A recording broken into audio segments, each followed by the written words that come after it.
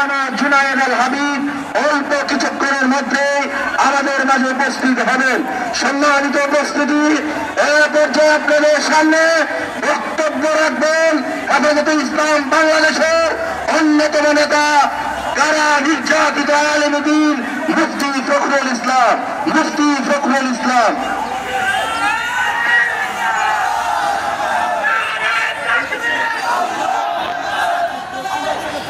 মানুষ সাহেব মনে করেছেন তিনি ক্ষমতায় এসছেন বৈষম্য বিরোধী ছাত্রদের আন্দোলনের মাধ্যমে।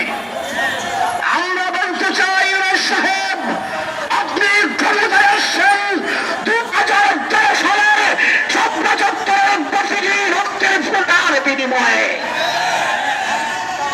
আমরা বলবো 2008 সালে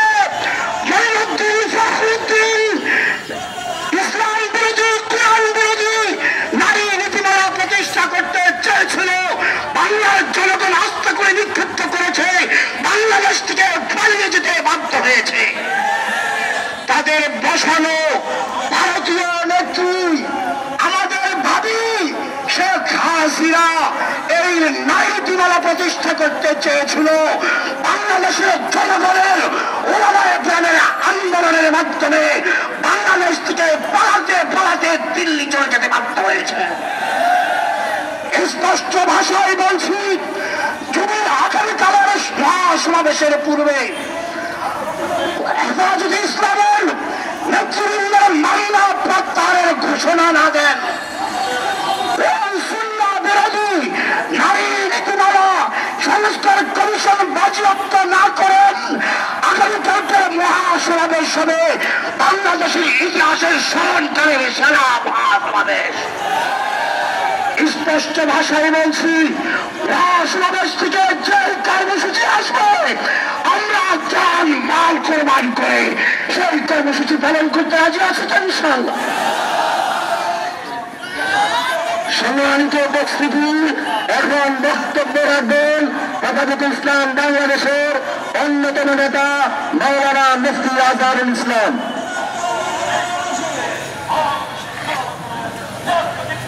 নাহমাদুহু ওয়া নুসাল্লি আলা রাসূলিল কারীম। সংগ্রামী তৌহিদি জনতা,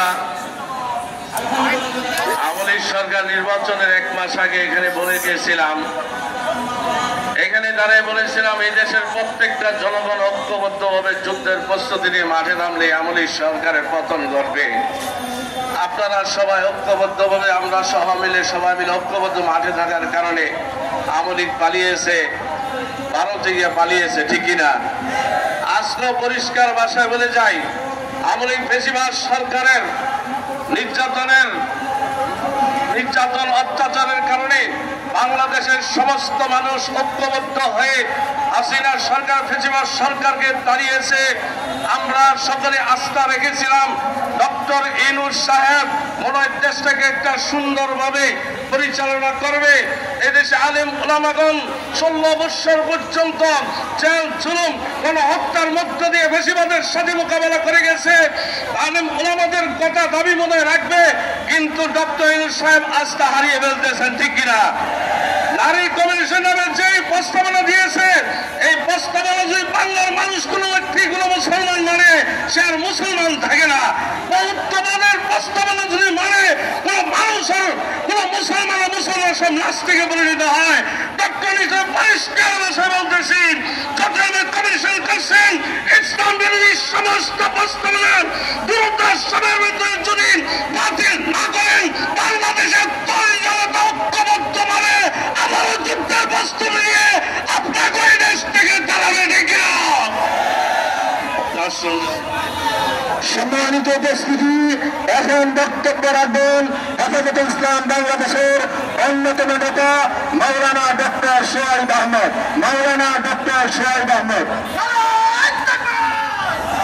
বিসমিল্লাহির রহমানির রহিম। হেফাজতে ইসলাম বাংলাদেশ পল্টন জোন কর্তৃক সংহতি আগামী সম্মেলন আগামীকালের সম্মেলনের সফলতা কামনা করে আয়োজিত আজকের এই জনসমাবেশের সম্মানিত সভাপতি সম্মানিত তৌহিদি জনতা আমার সাংবাদিক ভাইয়েরা আসসালামু আলাইকুম ওয়া রাহমাতুল্লাহ। আপনারা জানেন আমরা এখানে কিসের জন্য আজকে সমবেত হয়েছি। বাংলাদেশ পৃথিবীর বুকে একটা শান্ত দেশ, সংহতির দেশ। এই শান্তকে অশান্ত করার জন্য, তাদের বিদেশিদের খুশি করার জন্য তারা আজকে এই নারী কমিশন কর্তৃক এই সমস্ত দিয়েছে। তাদের এজেন্ডা বাংলাদেশে বাস্তবায়ন তো হবেই না, তাদের অস্তিত্ব খুঁজে আমরা পাবো না ইনশাআল্লাহ। আপনারাও এর জন্য আগামীকালের সমাবেশকে আমরা শান্তিপূর্ণভাবে সফল করে দেখে দিতে চাই অনতি বিলম্বে যে কমিশন ইসলাম বিদ্বেষী কমিশন দেওয়া হয়েছে তা বাতিল করতে হবে, না হলে তুফান আন্দোলনের জন্য আপনারা প্রস্তুত থাকুন। নাসরুম মিনাল্লাহি ওয়া ফাতহুন কারীব। সংগ্রামী সমাবেশ অল্প কিছুক্ষণের মাঝে আমাদের আজকের এই বিক্ষোভ সমাবেশের প্রধান অতিথি আল্লামা জুনায়েদ হাবিব আমাদের মাঝে আগমন করবেন। সংগ্রামী সমাবেশ এ পর্যায়ে সংক্ষিপ্ত বক্তব্য নিয়ে আসছেন হেফাজতে ইসলামের অন্যতম নেতা মাওলানা মুফতি নূর হোসেন ইমামি। নাহমাদুহু ওয়া নুসাল্লি আলা রাসূলিহিল কারীম, আম্মা বা'দ। সংগ্রামী ভাইরা আমার, আপনারা জানেন এবং বুঝেন আমরা কি জন্য ময়দানে আছি। খুব ছোট্ট কথা বোঝার চেষ্টা করবেন। আমাদের বাংলাদেশ পরিবারতান্ত্রিক ভাবে চলছে। মা বাবা ভাই বোন দাদা দাদি একটা পরিবার নিয়ে আমরা চলি। এই পরিবারতন্ত্রকে ধ্বংস করে একটা বৈশ্যতন্ত্র দেশে প্রতিষ্ঠা করতে চায় ডক্টর ইউনূস সাহেবকে। আমরা একটা কথাই বলবো, 3 কথায় হাসিনার পতন হয়ে গেছে। রাজাকারের নাতি পুতি, ঠিক কিনা বলেন? এই 3 কথার পরে হাসিনার ছুটি হয়ে গেছে, বিদায় হয়ে গেছে। আপনিও যদি 3 কথা বলেন নারী নীতিমালা বাস্তবায়ন করব, হাসিনার পতন হয়েছে 36 দিনে, আপনার পতন হবে 36 ঘন্টার মধ্যে, ঠিক কিনা বলেন? তাই আপনাকে বলি, আপনি আল্লাহর রাস্তায় নারী নীতিমালা প্রত্যাখ্যান করুন, এটাকে আপনি ছেড়ে ফেলে দেন। নারী নীতিমালা কমিশনে যে সকল নারীরা আছে এদের গা থেকে তাসলিমার দুর্গন্ধ পাওয়া যায়। এরা বেশ্যা চরিত্রের, এরা বাংলাদেশকে ধ্বংস করতে চায়। আগামীকালের সমাবেশ থেকে দরকার হলে এদেরকে আমরা অবাঞ্ছিত ঘোষণা করব। বাংলার জমির এদিকে চলতে দেওয়া হবে না, হবে না। খোদা হাফেজ। বাংলাদেশ জিন্দাবাদ, বিশ্ব মুসলিম জিন্দাবাদ, হেফাজতে ইসলাম বাংলাদেশ জিন্দাবাদ, নারী নীতিমালা নাস্তিক মুরতাদ নিপাত যাক। সংগ্রামী সমাবেশ এই পর্যায়ে আমাদের সম্মুখে গুরুত্বপূর্ণ বক্তব্য নিয়ে আসছেন হেফাজতে ইসলাম বাংলাদেশের কেন্দ্রীয় যুগ্ম মহাসচিব মাওলানা নূর ইদ্রিস। আসসালামু আলাইকুম ওয়া রাহমাতুল্লাহি ওয়া বারাকাতুহু। আগামীকালের হেফাজত আহত মহাসমাবেশ কে সংহতি জানিয়ে আজকের এই পল্টন থানা কর্তৃক আয়োজিত হেফাজতের এই সংহতি সমাবেশের সম্মানিত সভাপতি, সম্মানিত কেন্দ্রীয় স্থায়ী নেতৃবৃন্দ, বাবার তৌহিদি জনতা, আজকে জাতীয় মসজিদ বাইতুল মুকাররম থেকে জাতীয় খতিব আল্লামা আব্দুল মালেক সাহেব ঘোষণা দিয়েছেন এই নারী নীতিমালা সম্পূর্ণ ইসলাম বিরোধী, তা মেনে নেওয়া যায় না, মানতে পারবো না, মানব না, মানব না। অতএব এ বিষয়ে উপরে কোনো কথা নাই। আমি বলতে চাই, নারী নীতিমালা একটা অংশে লেখা হয়েছে নারীদেরকে যৌন কর্মী হিসেবে, শ্রমিক হিসেবে স্বীকৃতি দেওয়ার কথা। এটা যৌন শ্রমিক মানি অর্থাৎ অধিকারের সে বাণী প্রথাকে নতুন মোড়ক দিয়ে বাস্তবায়ন করে আমাদের মেয়ে জাতি মাদেরকে নারী শ্রমিকের তাদের শরীরকে বিক্রি করার জন্য, বিদেশের বাজারে বিক্রি করার জন্য, হিন্দু মুসলিম সরকার বিক্রি করার জন্য নতুন পায়তা চলছে। অতএব আমরা এই নারী নীতিমালা বাংলাদেশ বাংলাদেশের মুসলমান এক মিনিটের জন্য মেনে নিতে পারে না। অনতি বিলম্বে এই নারী নীতিমালা প্রত্যাহার করতে হবে। পাশাপাশি এই 4টি দাবি মিথ্যা মামলা প্রত্যাহার এবং গণহত্যার বিষয় এবং বাংলাদেশের পার্শ্ববর্তী রাষ্ট্রে যে মুসলিম চলছে তা বন্ধের দাবি আদায়ে আগামীকালে সমাবেশ সফল করুন সবাইকে আহ্বান জানিয়ে।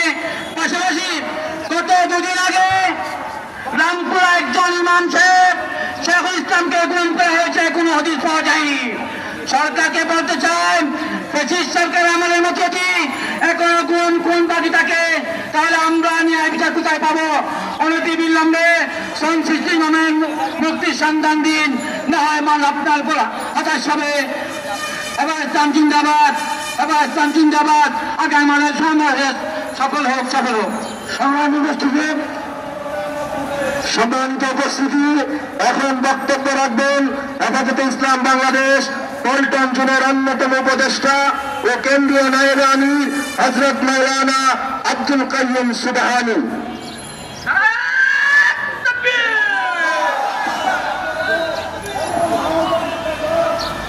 নাহমাদুহু ওয়া নুসাল্লি আলা রাসূলিল কারীম, আম্মা বা'দ।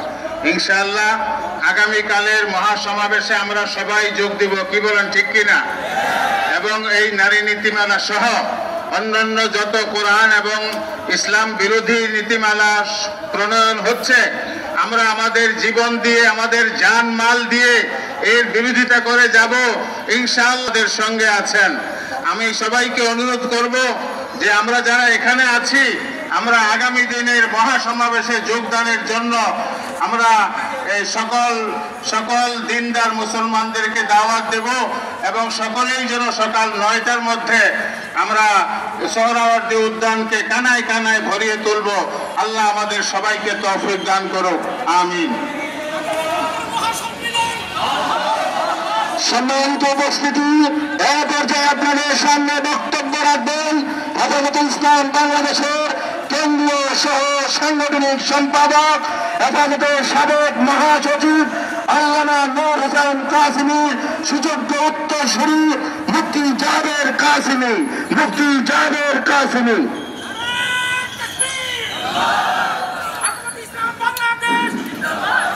আলহামদুলিল্লাহ ওয়া কাফা ওয়া সালামুন আলা ইবাদিহিল্লাযীনা ইসতাফা, আম্মা বা'দ। আগামীকালকের হেফাজতে ইসলাম বাংলাদেশের যে সম্মেলন ঐতিহাসিক সোহরাওয়ার্দী উদ্যানে, এটা কোনো নারী